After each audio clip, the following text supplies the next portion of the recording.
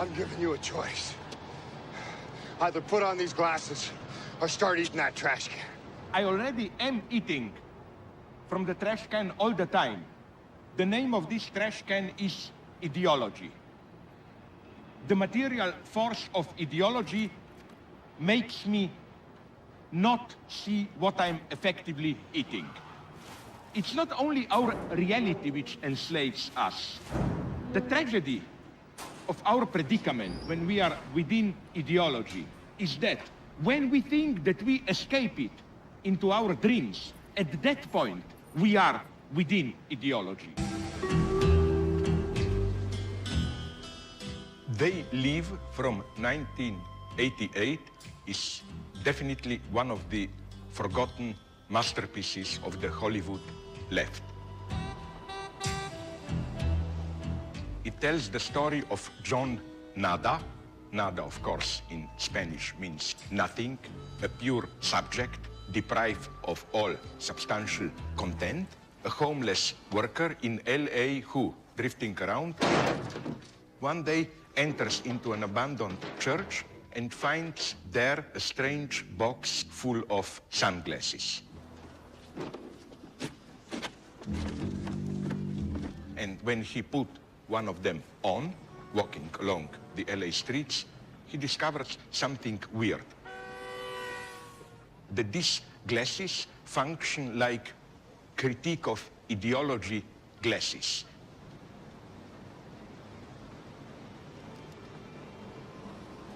They allow you to see the real message beneath all the propaganda, publicity, glitz, posters, and so on. You see a large publicity board telling you, have your holiday of a lifetime, and when you put the glasses on, you see just on the white background a gray inscription. We live, so we are told, in a post-ideological society.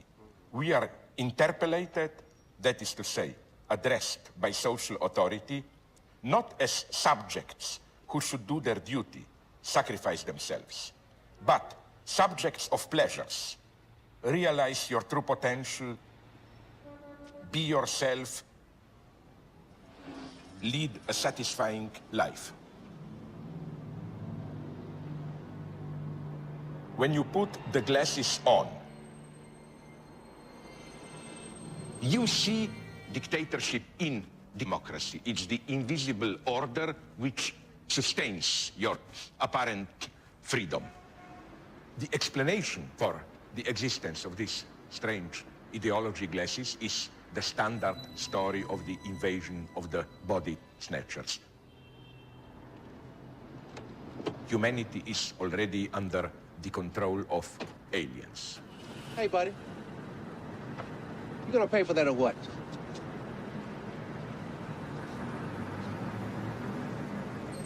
Look, buddy, I don't want no hassle today. Either pay for it or put it back. According to our common sense, we think that ideology is something blurring, confusing our straight view. Ideology should be glasses which distort our view. And the critique of ideology should be the opposite, like you take off the glasses so that you can finally see the way things really are. This precisely, and here the pessimism of the film, of They Live, is well justified. This precisely is the ultimate illusion. Ideology is not simply imposed on ourselves. Ideology is our spontaneous relationship to our social world, how we perceive its meaning, and so on and so on. We, in a way, enjoy our ideology. All right. To step out of ideology, it hurts. It's a painful experience. You must force yourself to do it. This is rendered in a wonderful way with a further scene in the film where John Nada tries to force his best friend, John Armitage, to also put the glasses on. I don't want to fight you. Come on. I don't want to fight. Stop it. No! And it's the weirdest scene in the film. The fight takes 8-9 minutes. Put on the glasses. It may appear irrational, because why does this guy reject so violently to put the glasses on? It is as if he is well aware that spontaneously he lives in a lie, that the glasses will make him see the truth, but that this truth can be painful, can shatter many of your illusions. This is a paradox we have to accept. Put the glasses on! Put them on! The extreme violence of liberation. You must be forced to be free. If you trust simply your spontaneous sense of well-being or whatever, you will never get free. What? Freedom hurts. Or not, because the match is stuck. Oh, come on.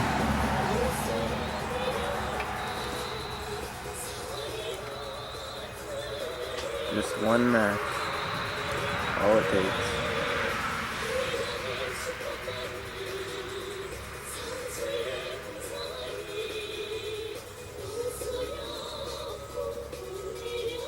One match, my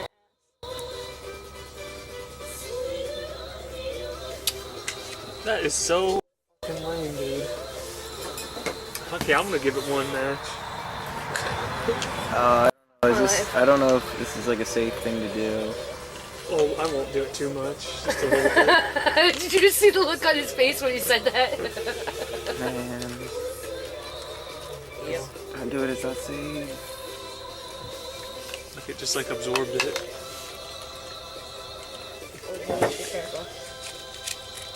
Essential every day. They shouldn't put that on lighter fluid. People like Steve take it seriously.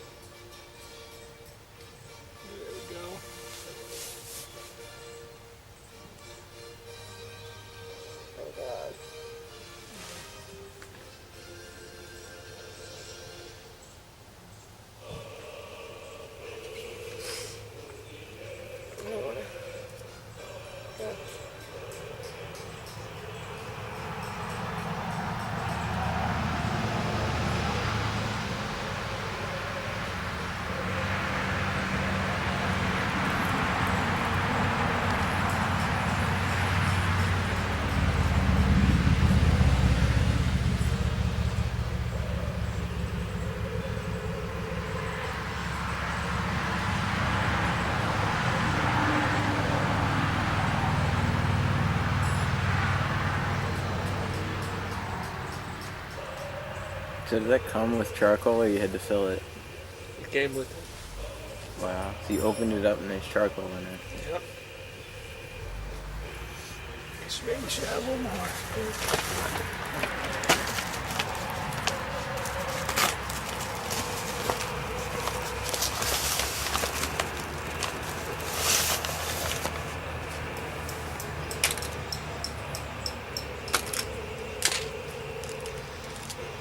You're just throwing them everywhere.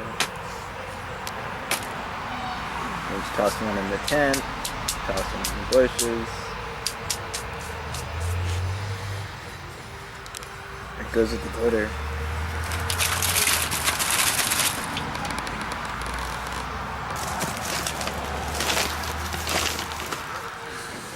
Big gay dance party. Big gay carbon monoxide poisoning. Cooking under an enclosed area. Oh, there's nothing under here. We're all gonna die and it's gonna be Garrett's fault. Because I built the structure. Yep. We're all going to die down here. Oh, the fucking earballs.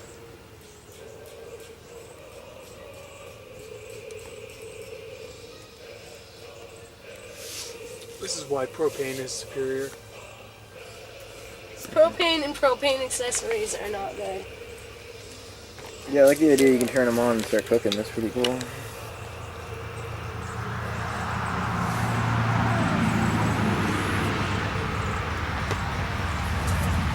don't know if I'm gonna be able to make it.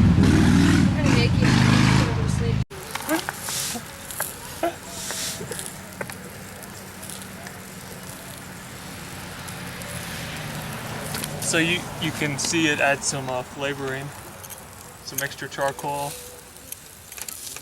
This is what $3 buys you in Lancaster, New Hampshire.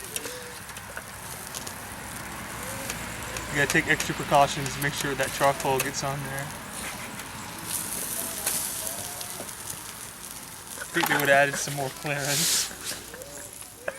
Maybe you're not supposed to add charcoal briquettes. Maybe I shouldn't have deformed the grill thing too.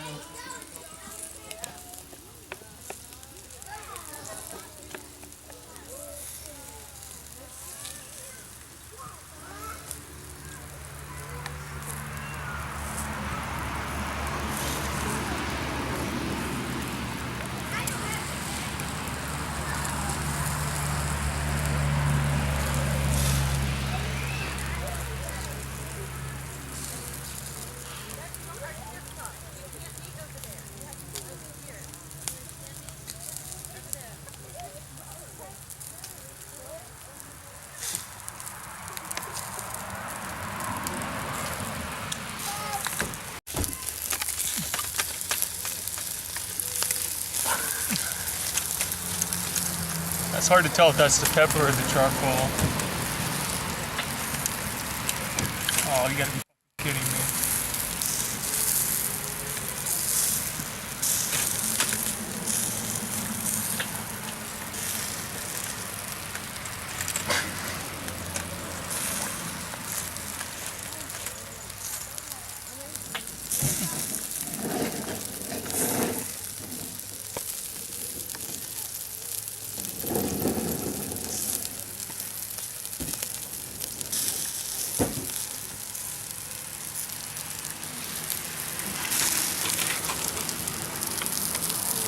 I can lift it off the coals.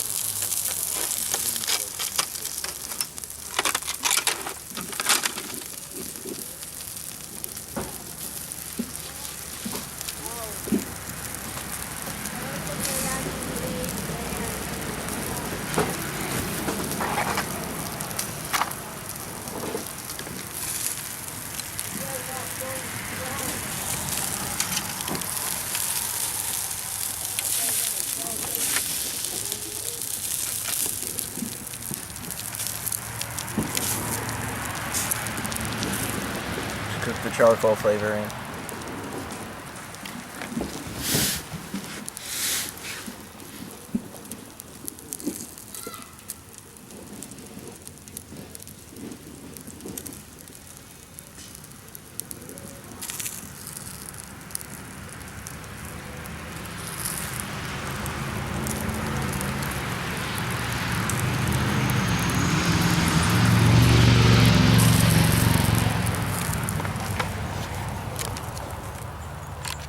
Terrible and she's aggressive and it's going to go. No, she slapped the first day. So you ate the skin? Yeah. Wow. Actually tastes good.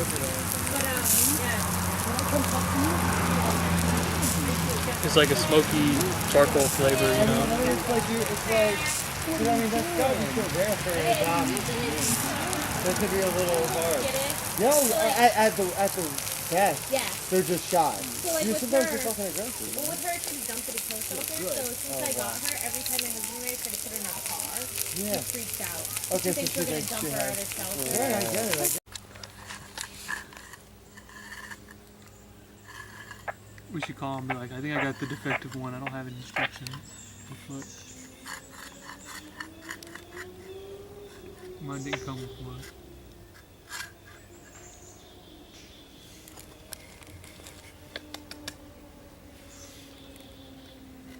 There's two sets of danger lists. Well, one's a danger list and one's a warning list. The danger list is to avoid explosion, serious personal injury, or death, and the warning list is to avoid fire, burns, and serious personal injury.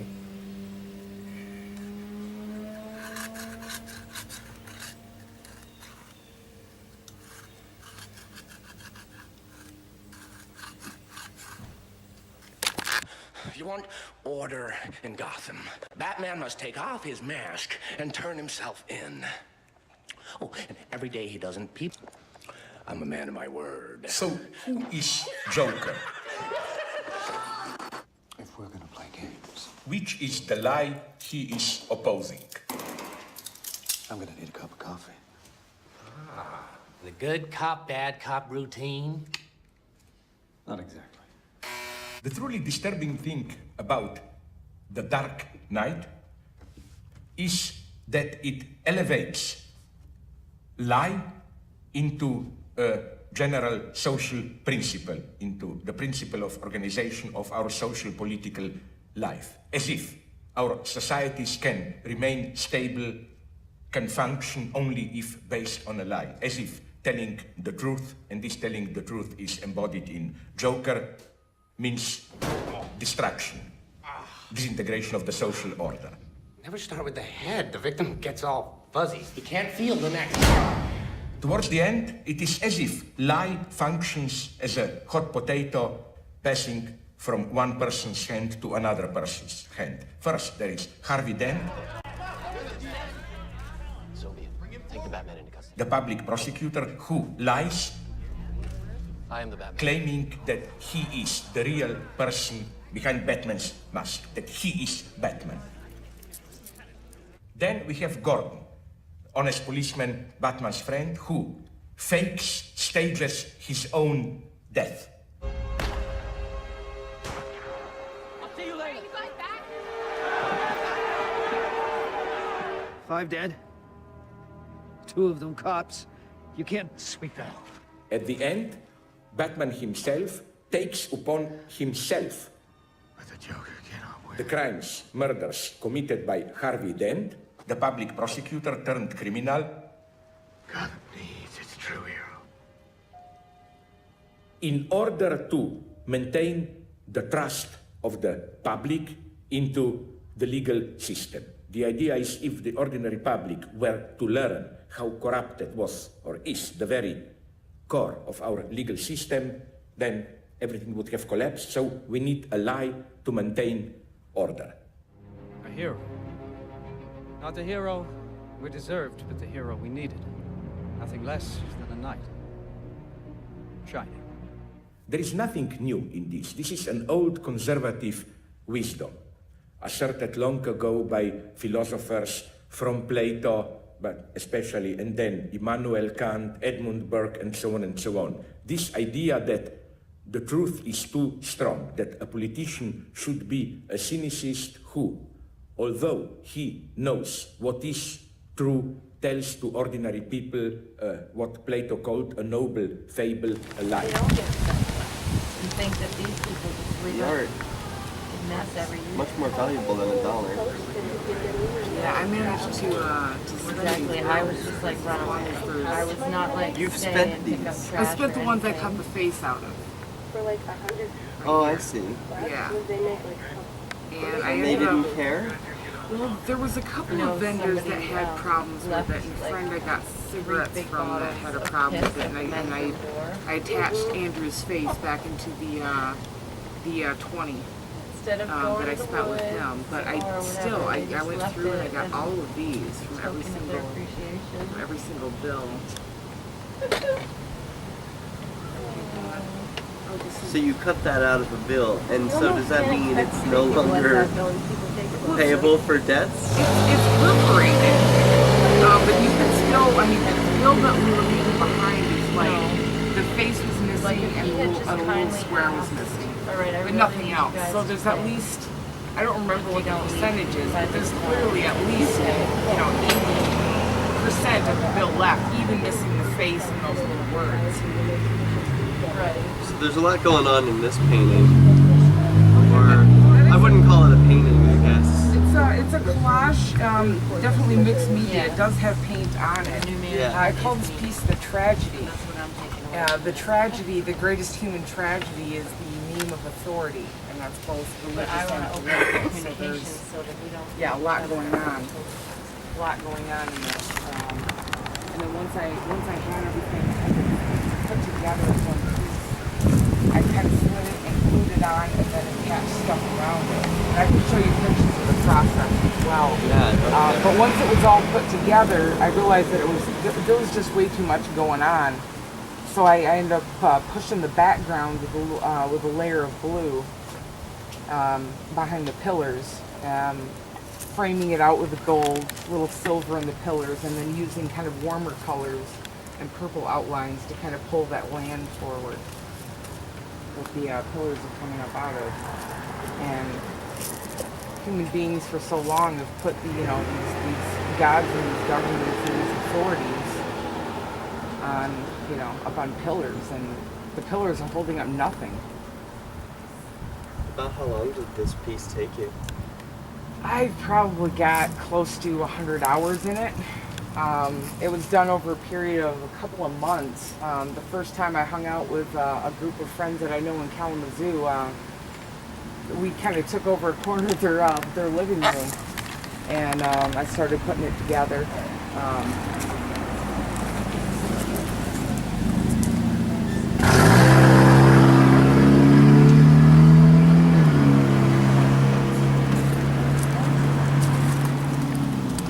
You had this piece on display at Porkfest, right? Yeah, last year I did as well. And this year it made the trip again. So yeah, I've heard values of, I think Wes Bertrand said like a couple of grand, and somebody else said like 10,000, but I don't know. I mean, I guess the value of anything is, what somebody's willing to pay for it. I definitely would be willing to part with the original, but I would definitely want to get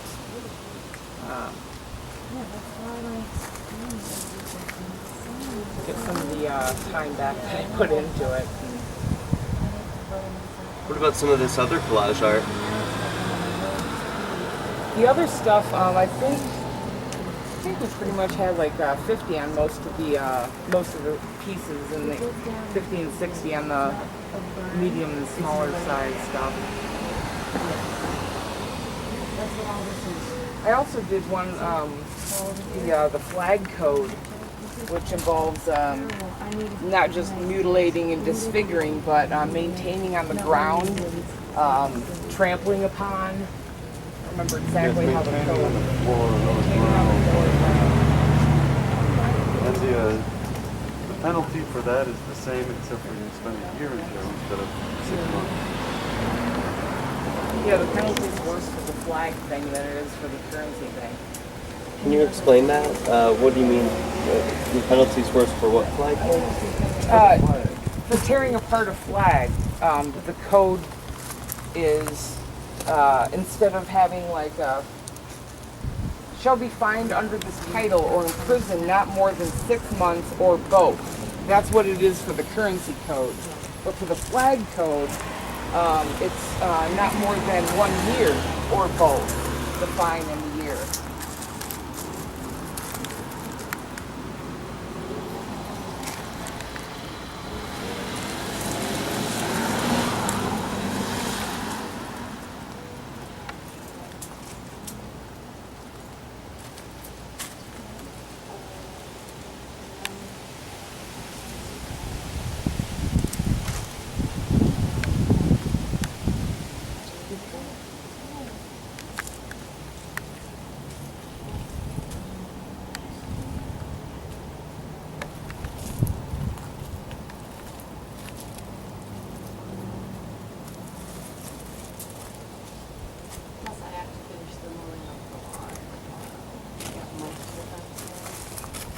You said this one was made out of road material, right? That one right there is made out of this stuff right here. And this stuff is the same too. It's a temporary road stripe when they do construction on the road and they're not going to leave the lane markings how they have them. They can remove this stuff. It's like duct tape. It's super real duct tape. How did you paint this one? Well, that's not painted at all. It's on a flag. And the outline I painted with maroon to set it out. But that's the color of the tongue. And Pete from Cop Block has the other one that I did, which is much larger than that, about 3 times that size. And that one I ran over with my car. So it's like, don't tread on me with red, white, and blue treads all over it. And then there's that one. Angry that my skin is turning against the sun. Why? I love sun. Tell me about this one. Continue worshiping it. It was like it was something I had to get out of my head after I thought of it. What's that? It's like, wait a second, support our troops. I had to make it to see what reactions I'd get from people. It's been worth it. You mind me showing your face or giving a website over? No, you didn't. My website's just Facebook. It's just my own name. And what is that? It's Jason Hofak. Okay, cool. And Mary doesn't mind too? I don't think I don't mind that. Do you mind being on camera and telling us where we can find more of your art? Well, my name is Mary Vandenberg. I use my own name on both Facebook and Google+. And Fine Art America. And Fine Art America. As do I. And Fine Art America, Jason Hofacker as well. We're both on Fine Art America. Very cool. Thanks so much for showing me your art and telling me about it. I look forward to seeing you both at the Michigan Festival happening August 22nd. Yeah, definitely. Yeah, we're there. That's 15 minutes from my house. So. Cool. Rock on, guys. See ya. Cool. So that was like a good little 15-minute. Yeah. Our like religious symbols of statism. You know, these bills, and the flags and the roads. Like it is. It's all so symbolic. Those are the objects of the state. See the flowers in there. Yeah. The rest of the bills from those flowers got sent to the Secretary of State or the Secretary Department of Extortion in Michigan, over in Detroit, for my driver responsibility fee. And how did you cut out little hands like that so perfectly? There's a punch, that we have. In fact, we would be willing to punch holes in any, Any bills? I have some bills in my pocket. Right on. You want a little, punch their faces hand? right out with a little face palm. I don't have bills in my pocket. Should just do that. But I'll get some. Face palm. Oh yeah, put palms right on their faces. And then you get to use that. Yeah, and then I can pay people.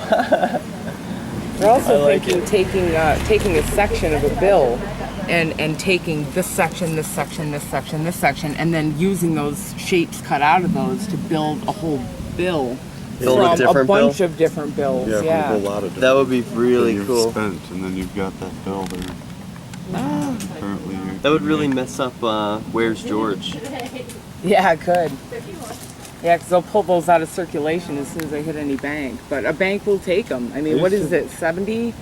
At least 70%? Yeah. And plus both serial numbers are intact in most of them. I've heard 51% before. As long as you have the majority, it's supposed to be accepted. You have to have a complete serial number and a portion of the other one, at least.